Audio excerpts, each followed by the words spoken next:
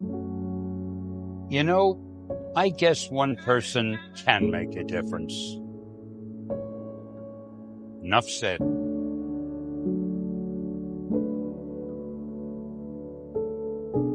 I was told to say an anecdote. Anecdotes are easy. So I thought to myself, what kind of anecdote can I tell these people who really have more important things to do? And I figured I'm going to tell you how Spider-Man came into being. It's a true story, although sometimes it's hard even for me to believe it.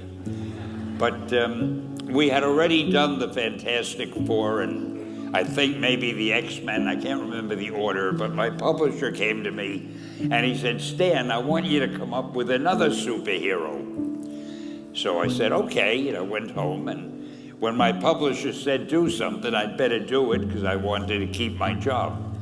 I thought, what can I come up with now? And the most important thing in a superhero at first is the superpower. Once you get that, everything else comes along. So I thought, what power will I give a new guy? And I saw a fly crawling on the wall. And I said, hey, if I could get a superhero that could stick to walls and crawl on them, man, that would be cool. And no, I'm lying to you. I don't think the word cool was in use then. I probably said it'll be groovy. I'll never lie to you. So I thought that was good. Now I needed a name. So I said, well, let's see, Fly Man, Mosquito Man. I got down to Spider-Man. Spider-Man. It just sounded dramatic. So, okay, I had my hero, I had his power, his name, and then I figured just for fun, I'm going to give him personal problems, because except for you people who that your lives are perfect, but most other people have personal problems. And then I thought I'd make him a teenager, because there were no teenage superheroes that I knew of at the time. So armed with all that wonderful material, those great ideas, I ran into my publisher's office and I told him, this was my reaction, the reaction he gave me.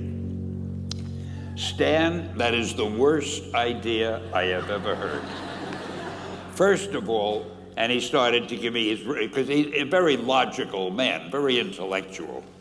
First of all, people hate spiders, so you can't call a hero Spider-Man. You want him to be a teenager? Teenagers can only be sidekicks. And you want him to have personal problems?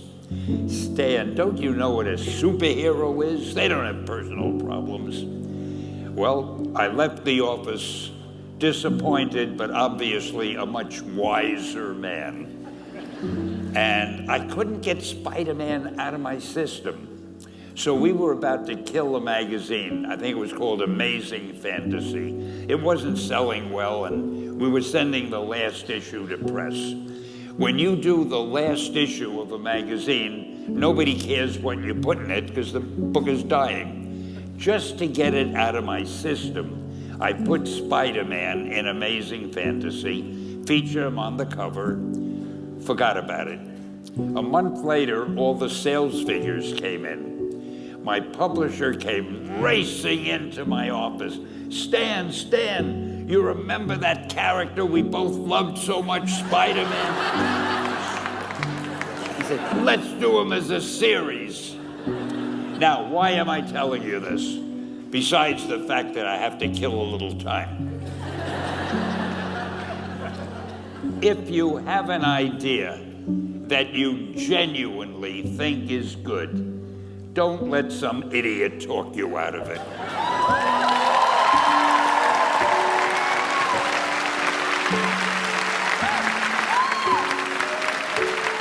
Now, that doesn't mean that every wild notion you come up with is going to be genius, but if there is something that you feel is good, something you want to do, something that means something to you, try to do it.